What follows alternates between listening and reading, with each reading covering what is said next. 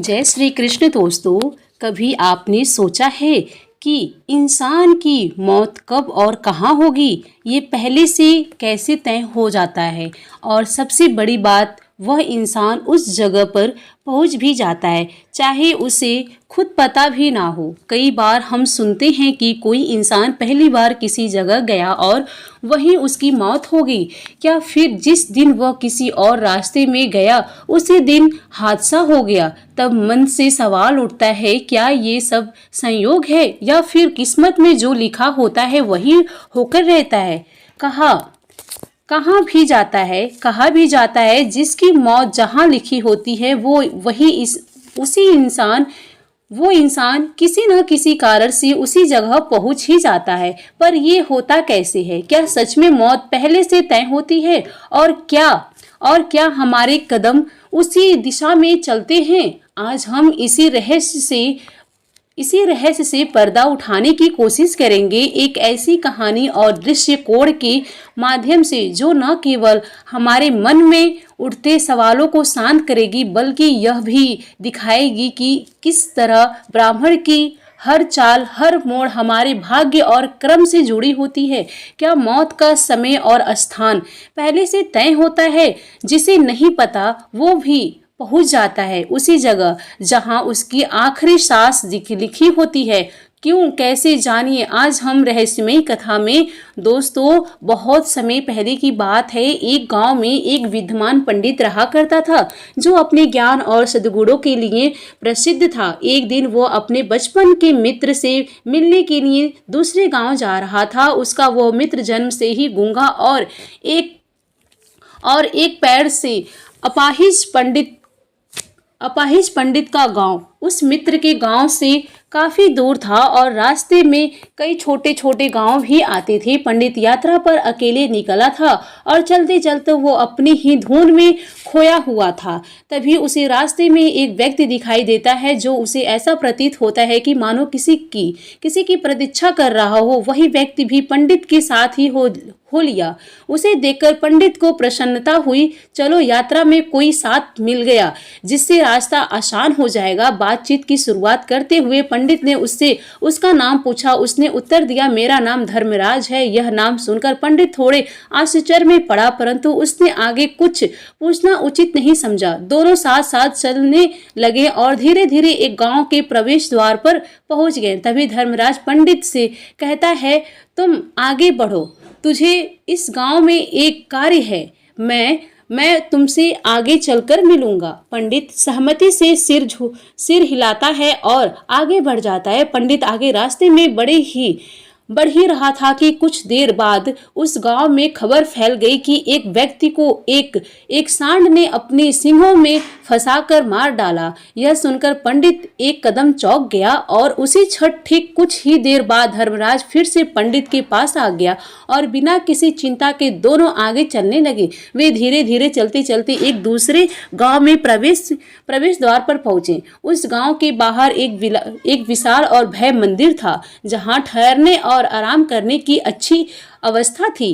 पंडित के मित्र का घर अभी भी काफी दूर था और अब रात भी करीब आ चुकी थी। इसलिए पंडित ने धर्मराज से कहा, रात होने वाली है, पूरे दिन चलते चलते थक गए हैं और अब भूख भी लग रही है, तो क्यों ना हम यहीं रुक जाएं, यही भोजन करें और विश्राम कर लें। सुबह आराम से यात्रा आगे बढ़ाएंगे। धर्मराज ने मुस्कुराकर कहा, ठीक है, लेकिन मुझे इस गांव में किसी को कुछ जरूरी सामान देना है। कुछ भोजन कर लो और आराम करो, मैं थोड़ी देर में आकर भोजन कर लूंगा। इतना कहकर वो वहां से चला गया।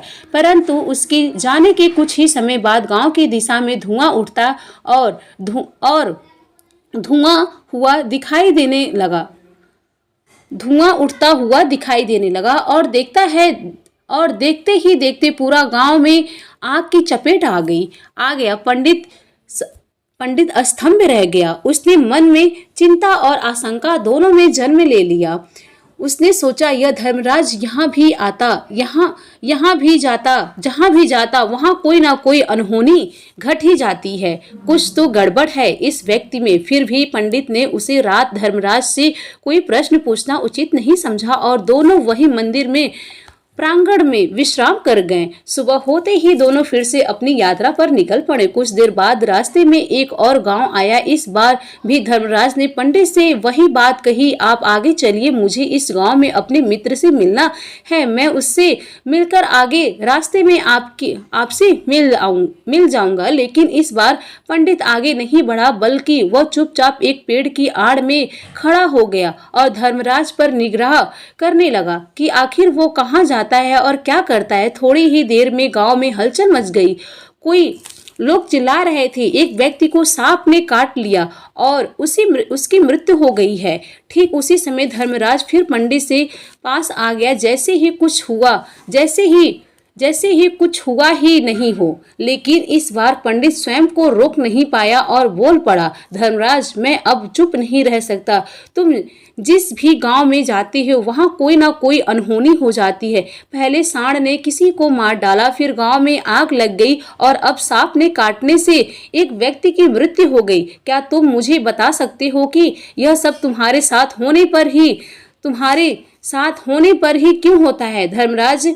धर्मराज हल्के से मुस्कुराए और बोला, पंडित जी, आप तो मुझे अत्यंत ज्ञानी प्रतीत हुए थे, इसलिए मैं आपके साथ चलने लगा, क्योंकि ज्ञानियों का साथ हमेशा शुभ होता है। परंतु आप अभी तक समझ नहीं पाए कि मैं कौन हूँ। पंडित ने कहा, मैं कुछ समझ गया हूँ, लेकिन मन में थोड़ी शंका शेष है। यदि आप स्वयं ही अपना उचित परिचय दे दें तो मेरे लिए अस्पष्टता हो जाएगी। तब धर्मराज ने शांत स्वर में उत्तर दिया, मैं यमदूत हूँ और यमराज की आज्ञा से उन लोगों के प्राण हरता हूँ जिनकी आयु पूरी हो चुकी है। हालांकि पंडित को मन ही मन पहले से ही यह आभास हो गया था कि फिर भी धर्मराज के मुख से यह बात सुनकर वो घबरा गया। किंतु साहस बटोरकर उसने पूछा, यदि आप सच में यमदूत हैं तो कृपया मुझे बताइए, अगली मृत्यु किसकी होने वाली है? धर्मराज ने उत्तर दिया, अगली मृत्यु तुम्हारे उसी मित्र की है जिससे मिलने तुम जा रहे हो, और दुख की बात यह है कि उसकी मृत्यु का कारण भी तुम ही बनोगे। यह सुनकर पंडित स्तंभ रह गया और उसका हृदय कांप उठा। वो सोचने लगा कि यदि यह व्यक्ति सचमुच यमदूत है तो उसकी कही बात झूठ कैसे हो सकती है? अगर उसकी उपस्थिति ही उसके बचपन के परम मित्र की मृत्यु का कारण बन जाएगी तो क्या उससे मिलना भी नहीं चाहिए?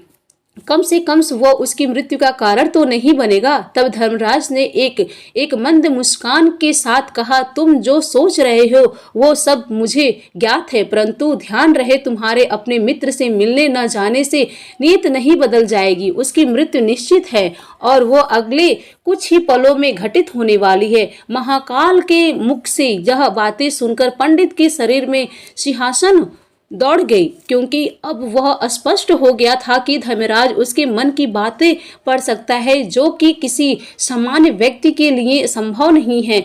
यह अब पंडित को पूरा विश्वास हो गया कि यह कोई साधारण मनुष्य नहीं है, बल्कि वास्तव में यमदूत है। जब यह सत्य पंडित के हृदय में उतर गया तो वह अत्यंत व्याकुल हो उठा। वह नहीं चाहता था कि वह उसने मित्र की मृत्यु का कारण बने। अंततः उसने निश्चय किया कि वह अब अपने मित्र से मिलने नहीं जाएगा और तुरंत वापस अपने गांव की ओर चल पड़ा। लेकिन जैसे ही वो वापस मुड़ा, उसकी दृष्टि सामने से आते हुए एक व्यक्ति पर पड़ी। वह व्यक्ति कोई और नहीं बल्कि उसका वही मित्र था जो उसने देखकर अत्यंत प्रसन्न दिख रहा था। उसके मित्र की तेज गति को देखकर पंडित को ऐसा प्रतीत हुआ मानो वो काफी देर से इसका पीछा कर रहा हो। लेकिन चूंकि वह मित्र बचपन से ही गूंगा था और एक पैर से अपंग भी था, इसीलिए न तो वह पंडित को आवाज देकर बुला सका और ना ही ठीक से उसके पास पहुंच पाया। परंतु जैसे ही वह पंडित के पास पहुंचा, अचानक ही उसके पैर लड़खड़ा गए और जमीन पर गिर पड़ा। पंडित भागकर उसके पास पहुंचा, लेकिन तब तक बहुत देर हो चुकी थी। उसके मित्र ने वही अंतिम सांस ली और उसकी मृत्यु हो गई। पंडित स्तंभ खड़ा रह गया। उसकी आंखें धर्मराज की ओर उठी, मानो वो मौन में ही पूछ रहा हो, यह क्या हो गया धर्मराज? धर्मराज ने पंडित के मन की बात समझ ली और सहज भाव से कहा, तुम्हारे मित्र ने तुम्हें पिछले गांव में ही दिख लिया था और तभी से वो तुम्हारे पीछे चल रहा था, लेकिन गूंगा और लंगड़ा होने की वजह से वो तुम तक नहीं पहुंच पाया। उसने अपनी पूरी ताकत लगाकर तुम तक पहुंचने का प्रयास किया, लेकिन बुढ़ापे में बचपन जैसी ताकत नहीं होती, इसलिए दिल का दौरा पड़ने के कारण उसकी मृत्यु हो गई, क्योंकि वह तुमसे मिलने के लिए अपनी सीमाओं को लांघकर तुम्हारे पीछे भाग रहा था। इसलिए अपने मित्र की मृत्यु का कारण भी तुम ही कहलाओगे। अब पंडित को पूर्ण रूप से यह विश्वास हो गया कि धर्मराज वास्तव में यमदूत है और उसका कार्य जीवों के प्राण रहना ही है। परंतु पंडित एक ज्ञानी व्यक्ति था, वह यह भली भांति जानता था कि मृत्यु पर उसी का वश नहीं है, सबको एक ना एक दिन मरना ही होता है। यही सोचकर उसने अपने आप को संभाल लिया, लेकिन अचानक ही पंडित के मन में अपनी स्वयं की मृत्यु के बारे में जानने की इच्छा जाग उठी। उसने धर्मराज से पूछा, यदि मृत्यु मेरे मित्र की ही निश्चित थी तो तुम शुरू से ही मेरे साथ क्यों चल रहे थे? यह प्रश्न सुनकर धर्मराज और जोर से हंसा और बोला, मैं तो हर पल हर क्षण हर व्यक्ति के साथ रहता हूँ, किंतु लोग मुझे पहचान नहीं पाते, क्योंकि उसके पास अपनी समस्याओं के अलावा किसी और वस्तु, व्यक्ति या घटना के बारे में सोचने समझने या उसे देखने का समय ही नहीं होता। पंडित ने गंभीर स्वर में पूछा, तो क्या तुम यह बता सकते हो कि मेरी मृत्यु कब होगी, कहाँ और कैसे होगी? महाकाल ने उत्तर दिया, हालांकि किसी भी सामान्य जीव के लिए अपनी मृत्यु के बारे में जानना ठीक नहीं होता, क्योंकि कोई भी जीव चाहे वह ज्ञानी ही क्यों ना हो, अपनी मृत्यु की सच्चाई जानकर भीतर से टूट जाता है। फिर भी तुम एक ज्ञानी व्यक्ति प्रतीत होते हो। जिस प्रकार से तुमने अपने मित्र की मृत्यु को सहन किया, उससे देखकर मुझे विश्वास है कि तुम अपनी मृत्यु की सच्चाई जानकर भी विचलित नहीं होगे। महाकाल ने कहा, तो सुनो, तुम्हारी मृत्यु आज से ठीक 6 महीने बाद आज ही के दिन एक दूसरे राज्य में फांसी लगाने से होगी, और सबसे आश्चर्यजनक की बात यह होगी कि तुम स्वयं अपनी इच्छा से उस फांसी को स्वीकार करोगे। यह कहकर धर्मराज वहां से चल गया, क्योंकि अब उसके पास पंडित के साथ चलने रहने का कोई कारण शेष नहीं रह गया था।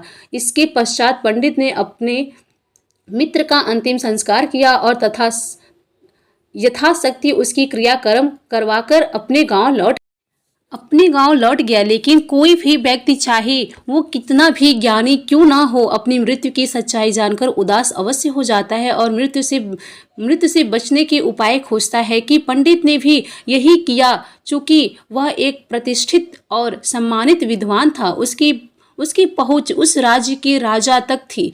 पंडित ने मन में सोचा, राजा के पास तो कोई ज्ञानी और चतुर मंत्री है, वो मेरी मृत्यु से संबंधित समस्या का कोई ना कोई समाधान निकाल ही लेगा। पंडित यही सब सोचते हुए राज दरबार में पहुंचता है और राजा से अपनी पूरी कहानी बताता है। राजा ने अपनी समस्याओं को मंत्रियों के समक्ष रखा और उससे समाधान पूछा। मंत्रियों ने विचार विमर्श किया और अंत में कहा कि यदि पंडित भी भविष्यवाणी सही है तो उसकी मृत्यु 6 महीने बाद ही होगी, लेकिन यह मृत्यु केवल तभी होगी जब वह किसी अन्य राज्य में जाएगा। अगर वह दूसरे राज्य में नहीं गया तो मृत्यु का कोई खतरा नहीं होगा। मंत्रियों की यह सलाह राजा को उचित लगी और उसने पंडित के रहने का पूरा इंतजाम महल में ही करवा दिया। राजा के आदेश के बिना पंडित से किसी को भी मिलने की अनुमति नहीं थी, लेकिन पंडित को महल के भीतर आने जाने की स्वतंत्रता थी, ताकि उसे यह न लगे कि वो कैद में है। परंतु पंडित डर के मारे कहीं बाहर जाने की हिम्मत नहीं कर पा रहा था। समय गुजरता गया और पंडित की मृत्यु का दिन करीब आने लगा। यह दिन भी आ गया जब पंडित को अपनी मृत्यु का सामना करना था। एक रात पहले पंडित की अत्यधिक डर के कारण जल्दी सोने की कोशिश करता ताकि रात में जल्दी खत्म हो जाए और अगले दिन उसकी मृत्यु टल जाए। हालांकि पंडित को नींद में चलने की बीमारी थी और उसे इसके बारे में खुद भी जानकारी नहीं थी, इसलिए न तो राजा, न मंत्रियों, न ही वैद्यों से किसी बीमारी के बारे में कोई जानकारी थी। पंडित पिछले कुछ दिनों से चिंता और नींद की कमी के कारण ठीक से सो नहीं पा रहा था और नींद में चलने की बीमारी आमतौर पर तब होती है जब व्यक्ति अच्छी नींद नहीं ले पाता, तो उसे रात पंडित को फिर से नींद में चलने का दौरा पड़ा। वह उठकर महल से बाहर निकला और स्तंभ की ओर बढ़ा। चूंकि पंडित राजा का विशेष अतिथि था, किसी भी पहरेदार ने उसे नहीं रोका और कोई पूछताछ भी नहीं की। स्तंभ पहुंचकर उस सबसे तेज घोड़े की पीठ पर चढ़ गया और नींद में ही राज की सीमा पार कर दी और दूसरे पड़ोसी राज में चल गया। वह बिना किसी रोक टोक के उस राज में महल में प्रवेश कर गया। महल के पहरेदारों ने भी उसे रोका नहीं, क्योंकि सभी गहरी नींद में थे। पंडित सीधे राजा के शयन कक्ष में पहुंचा, जहां राजा और रानी सो रहे थे। वह वहीं जाकर सो गया। सुबह हुई और राजा ने देखा कि पंडित रानी के पास सो रहा था। यह देखकर राजा बहुत क्रोधित हो गया। राजा ने पंडित को तुरंत गिरफ्तार करने का आदेश दे दिया। पंडित को कैद में डाल दिया गया, लेकिन वो हैरान था और समझ नहीं पा रहा था कि वह दूसरे राज और राजा के सैन्य कक्ष में कैसे पहुंचा। उसकी यह स्थिति किसी को बताने वाली नहीं था। दरबार में पेश करने का आदेश दिया। पंडित को दरबार में लाया गया और उसे देखते ही राजा इतना क्रोधित हो गया कि उसने उसे फांसी पर चढ़ने का आदेश दे दिया। फांसी की सजा सुनकर पंडित कांपने लगा, लेकिन फिर भी उसने थोड़ी हिम्मत जुटाई और राजा से बोला, महाराज, मुझे नहीं पता था कि मैं आपके महल तक कैसे पहुंचा, न ही यह पता है कि मैं आपके सैन्य कक्ष में कैसे पहुंचा गया, और न ही आपके महल की किसी पहरेदार ने मुझे क्यों नहीं रोका। लेकिन इतना मैं जानता हूँ कि आज मेरी मृत्यु का दिन है और मुझे लगता है कि यही सच है। राजा को यह सुनकर थोड़ी चौंकाने वाली बात लगी। उसने पंडित से पूछा, तुम कैसे पता कि आज तुम्हारी मृत्यु होगी। इस सवाल को जवाब देने के लिए पंडित ने पिछले 6 महीने की सारी घटना राजा को सुनाई और बोला, महाराज, अगर मैं गलत हूँ तो मैं कोई भी सामान्य व्यक्ति इतना साहस नहीं कर सकता कि वह आपके सैन्य कक्ष में और रानी के पास जाकर सो जाए। राजा को पंडित की बातों में कुछ तर्क दिखाई दिया, लेकिन उसने सोचा कि यह सब मृत्यु से बचने के लिए किया गया एक चालाक उपाय हो सकता है और पंडित अपनी मृत्यु से बचने के लिए धर्मराज और उसकी भविष्यवाणी का सहारा ले रहा है। इसलिए राजा ने पंडित से कहा, यदि तुम्हारी बात सच है और आज तुम्हारी मृत्यु का दिन है जैसे कि यमदूत ने तुम्हें बताया था, तो आज मैं तुम्हारी मृत्यु का कारण नहीं बनूंगा। लेकिन अगर तुम्हारी बात झूठ साबित हुई तो आज तुम्हारी मृत्यु निश्चित रूप से होगी। राजा ने पंडित की बात की सत्यता की जांच करने के लिए पड़ोसी राज्य में राजा के सत्यपान करने का फैसला किया। चूंकि वो पड़ोसी राज्य का राजा उसका मित्र था, उसने अपने 2 सैनिकों को भेजा और पंडित की कहानी की सच्चाई की पुष्टि करने के लिए कहा। सैनिक शाम तक लौटे और राजा को बताया, महाराज, जो पंडित कह रहा है वो सत्य है। पिछले 6 महीने से पंडित उस राज्य में रह रहा था और वहां से राजा ने उसकी सारी व्यवस्था अपने महल में ही की थी। पंडित राजा का खास मेहमान था और कल शाम आखिरी बार राजा ने पंडित से मिलने के बाद उसे उसके कक्ष से छोड़ा था। इसने बाद वो कैसे इस राज्य में आया यह कोई नहीं जानता। इस प्रकार पड़ोसी राज्य के राजा की पुष्टि से यह स्पष्ट हो गया कि पंडित की बातें सच थी और इसलिए राजा के लिए अब कई समस्या खड़ी हो गई थी। उसने बिना पूरी जानकारी के पंडित को फांसी की सजा सुना दी गई थी और अगर अब उसे राजा नहीं दी जाती तो राजा के वचन का उल्लंघन हो जाएगा। लेकिन अगर पंडित को फांसी की सजा दी जाती तो एक निर्दोष व्यक्ति की जान चली जाएगी। अब राजा को यह निर्णय लेना था कि वह क्या करे। राजा ने जब यह विचित्र स्थिति देखी तो उसने अपने सभी मंत्रियों से इस विषय में राय मांगी। मंत्रियों ने विचार कर सुझाव दिया, महाराज, क्यों न पंडित का सूत के धागे से फांसी दी जाए, कच्चे सूत से फांसी दी जाए। इससे आपके वचन की मर्यादा भी बनी रहेगी और पंडित की जान भी बच जाएगी। राजा को ये उपाय बहुत उचित लगा। उसने तुरंत इस सुझाव को स्वीकार करते हुए आदेश जारी कर दिया। पंडित के लिए कच्चे सूत के धागे में फांसी का फंदा तैयार किया गया।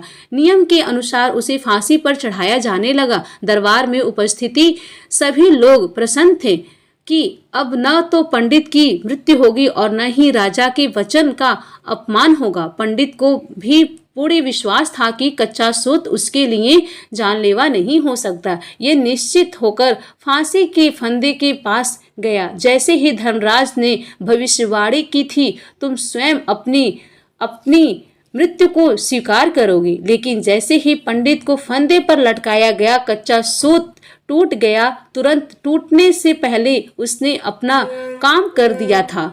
झटके के कारण पंडित की गले की एक नस कट गई। वो नीचे गिरते ही तड़पने लगा। कुछ ही क्षणों में उसके गले से खून की धार बहने लगी और वह एक कदम शांत हो गया। सभा में उपस्थित सभी लोग स्तंभ में रह गए। किसी को विश्वास ही नहीं हो रहा था कि कच्चे सूत के धागे से भी उसकी भी मृत्यु हो सकती है। परंतु नियति अपना कार्य कर चुकी थी। धर्मराज की भविष्यवाणी अक्षरश सत्य सिद्ध हुई थी। मित्रों, श्रीमद् भगवत गीता में भगवान श्री कृष्ण कहते हैं, जो होना है वह होकर रहेगा। हम चाहे कितनी भी सावधानी बरतें, कितने भी उपाय कर लें, जो नियत है वह होकर ही रहेगा। शायद किसी ईश्वर ने हमें भविष्य देखने की शक्ति नहीं दी ताकि हम वह अपने वर्तमान को पूरी सच्चाई और उत्साह से जी सके। यदि उस पंडित ने महाकाल से अपनी मृत्यु की तिथि नहीं पूछी होती तो शायद वो 6 महीने महल में कैद रहकर डर डर कर जीवन न बिताया, बल्कि खुलकर जीता। तो दोस्तों, देखा आपने किस तरह भाग्य और कर्म की डोर से बंधा हर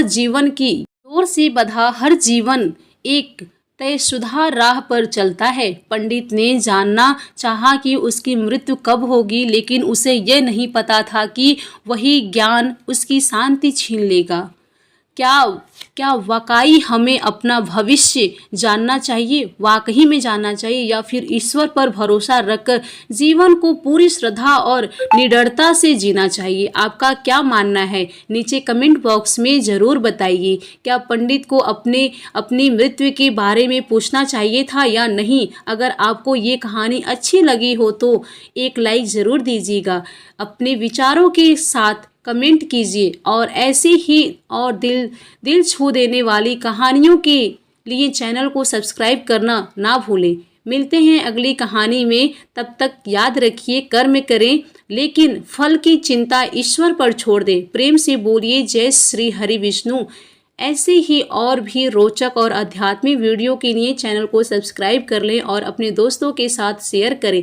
कमेंट बॉक्स में जय श्री कृष्ण लिखना बिल्कुल ना भूलें। एक और दिलचस्प वीडियो के साथ धन्यवाद। जय श्री कृष्ण।